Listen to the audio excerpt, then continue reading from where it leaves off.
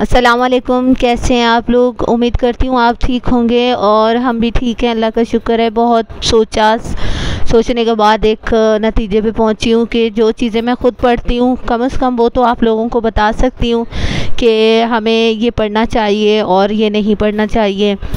तो मैं आज आपको बताने वाली हूँ इशा की नमाज़ के बाद के अमलियात जो हैं वो मैं आपको बताने वाली हूँ कि इशा के पढ़ने के बाद क्या क्या पढ़ा जाता है और जो है क्या क्या ज़रूरी है और क्या क्या नहीं। और वैसे भी इशा के बाद तो टाइम बहुत होता है हमारे पास, क्योंकि सारे काम ख़त्म हो चुके होते हैं हमारे। ख़ास करके हम जो लेडीज़ लोग हैं हमारे तो ऐसे ही होते, खाना बच्चों को खिला के, घर वालों को सबको खिला के फ़ारिग हो गए और आराम से बैठ के नमाज़ पढ़ी, अमलियात अपने पूरे किए, इशा पढ़ी और ये सारे। तो चले आपको मैं बताती हूँ, जो मैं पढ़ती हूँ ख़ुद वही आपको बताने लगी हूँ। तो नमाज इशा की तस्बीहात। पहले नंबर पे या गफ़्फ़ारो या अल्लाहु 100 मरतबा। दूसरे नंबर पे या लतीफ़ो 129 मरतबा। तीसरे नंबर पे या बदीओ 100 मरतबा। चौथे नंबर पे या मानिओ 100 मरतबा। पाँचवें नंबर पे या नाफ़िओ 100 मरतबा। छठे नंबर पे सूरतुल क़द्र 7 मरतबा। सातवें नंबर पे या ज़लजलाली वल इकराम 100 मरतबा। आठवें नंबर पे या हय्यु या क़य्यूम 300 मरतबा। नवें नंबर पे या मालिकुल मुल्क 212 मरतबा। 10वें नंबर पे या मुइज़्ज़ो 41 मरतबा। इशा की नमाज़ के बाद सजदे में 100 मरतबा या अरहमर राहिमीन पढ़ कर दुआ करें। इशा की नमाज़ के बाद हुवल लतीफ़ुल ख़बीर 100 मरतबा। नमाज वितर के लिए कुरानी दुआएं और दुआए कनूत। पहले नंबर पे रब्बना आतिना फिद्दुनिया हसनतम वाफिल आखिराति हसनतम वाकिना अज़ाबन्नार और दुआए कनूत। इसके बाद बिस्मिल्लाहिर्रहमानिर्रहीम दुआए कनूत। अल्लाहुम्मा इन्ना नस्तईनुका व नस्तगफिरुका व नुअमिनु बिका व नतवक्कलु अलैका व नुस्नी अलैकल खैरा व नशकुरुका व ला नकफुरुका व नखलउ व नतरुकु व यफजुरुक। अल्लाहुम्मा इय्याका नअबुदु व लका नुसल्ली व नसजुदु व इलैका नसआ व नहफिदु व नरजू रहमतका व नख्शा अज़ाबका इन्ना अज़ाबका बिलकुफ़ार मुलहिक। ये वितर में पढ़े जाते हैं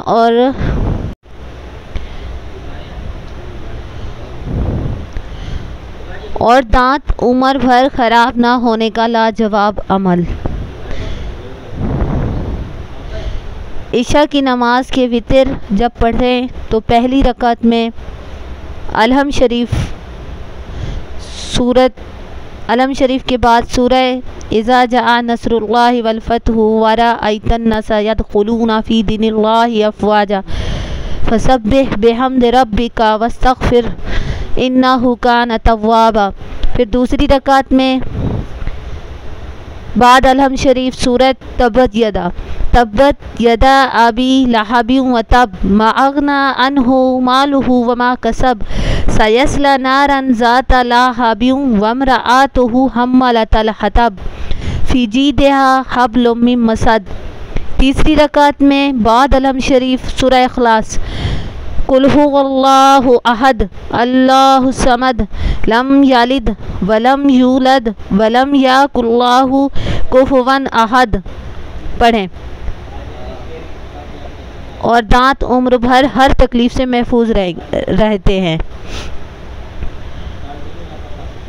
उसके बाद रात को सोते वक्त की अमलियात। बाहावाला हज़रत मोहम्मद मुस्तफ़ा सल्लल्लाहु अलैहि वसल्लम का फरमान आलीशान हज़रत अली रज़ी अल्लाह ताला अन्हु के नाम सोने से पहले पढ़ने के लिए निहायत बाबरकत अमलियात।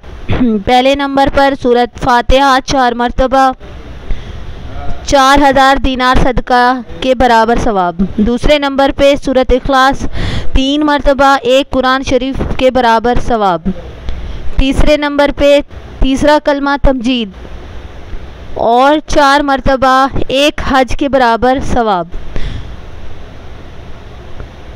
चौथे नंबर पे इस्तग़फ़ार 10 मरतबा 2 लड़ने वालों के दरमियान सुलह कराने के बराबर सवाब। पाँचवें नंबर पे दुरूद शरीफ 3 मरतबा जन्नत की कीमत अदा करने के बराबर सवाब। छठे नंबर पे आयतुल कुर्सी 3 मरतबा सबसे ज़्यादा अज़मत बाबरकत वाली, सबसे ज़्यादा अज़मत और बरकत वाली।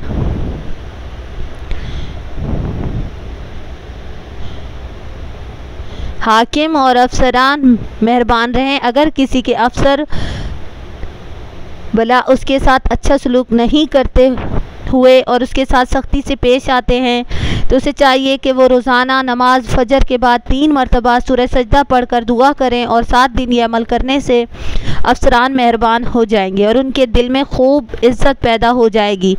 सूरह सजदा बाद नमाज इशा सूरह सजदा और सूरह दुखान और सूरह मुल्क पढ़ें। फ़ज़ाइल ख़्वास सूरह सजदा और सूरह दुखान।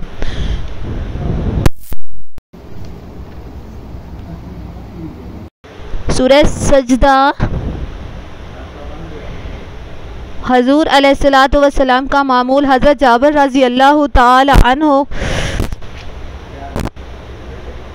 अन्हो से रिवायत है कि हजूर नबी करीम सल्लल्लाहु अलैहि वसल्लम सूरह सजदा और सूरह मुल्क को पढ़े बगैर नहीं सोते थे। मकान और दुकान या ज़मीन पर नाजायज़ कब्ज़ा हो जाने पर 21 रोज़ बाद नमाज इशा 11 मरतबा सूरह सजदा पढ़कर अल्लाह से मतलूब दुआ मांगे, इंशाअल्लाह मकसद पूरा होगा, मकसद में कामयाबी होगी। 21 रोज़ बाद नमाज इशा 11 मरतबा सूरह सजदा पढ़कर अल्लाह से मतलूबा दुआ मांगे, इंशाअल्लाह मकसद में कामयाबी होगी। रसूल पाक सल्लल्लाहु अलैहि वसल्लम ने फरमाया, जो शख्स रात को सूरत दुखान पढ़ ले उसके लिए 70,000 फरिश्ते रात भर दुआए मग़फ़िरत करते हैं। तिरमिज़ी शरीफ। जुमे की रात या दिन में सूरत दुखान पढ़ने वाले पर जन्नत वाजिब हो जाती है।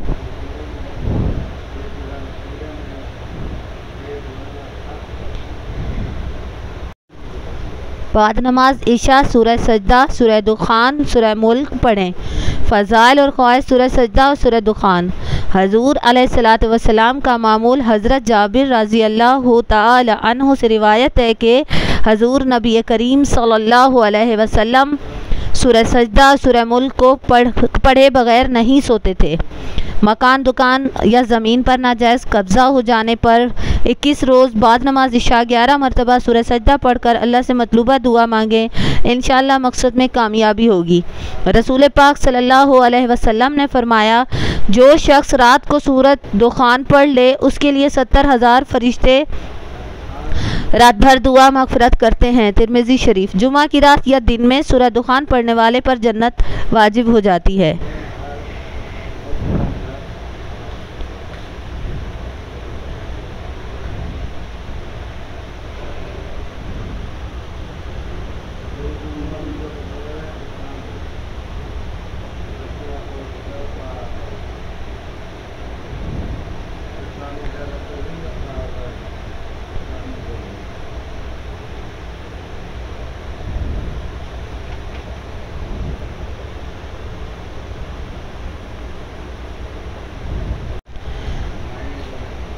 फ़जीलत सूरह मुल्क।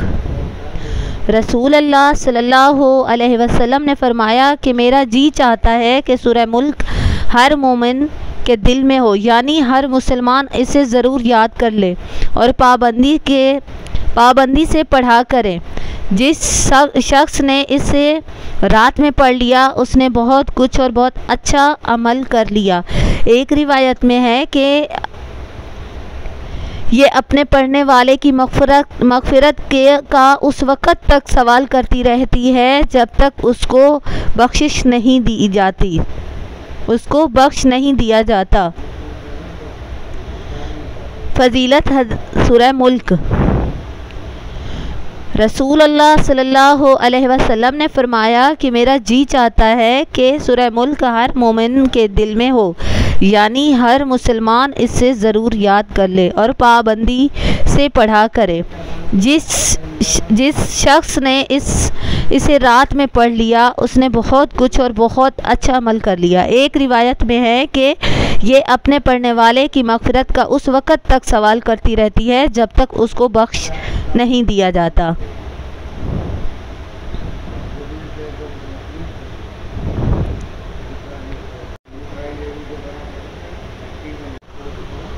ओके फ्रेंड्स, मेरी आज की वीडियो यही थी और यही मैं पैगाम देना चाहती थी आप सबको कि आप भी इस पे अमल करें और इससे ज़्यादा से ज़्यादा फ़ायदा भी उठाएं, क्योंकि हमें नहीं पता आज हम हैं, अगला दिन हमारे नसीब में हो ना हो, और अगले वक़्त की इशा की नमाज़ भी नसीब में हो ना हो, कुछ नहीं पता, क्योंकि पलक झपकते ही हम इस दुनिया से उससे पहले ही चले जाएंगे। कुछ भी नहीं पता हमारी ज़िंदगी का, क्योंकि हम तो यहाँ आए मेहमान बनकर, मेहमानों की तरह आए हैं, मुसाफिर बन के आए हैं और मुसाफिरों की तरह रहेंगे और चले जाएंगे हम। तो